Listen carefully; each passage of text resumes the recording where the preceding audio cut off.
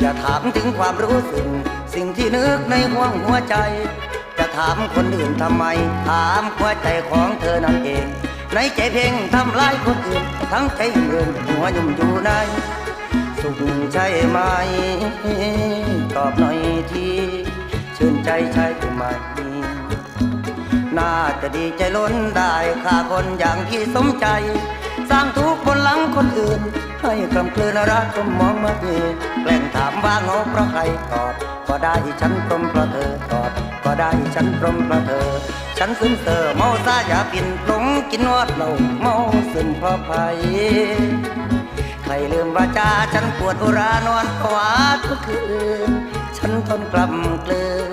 เธอควงใครมาดื่มเหล้าเมาแอนฉันดื่มแทนความรักหลอกนาแทนหญิงคนนั้น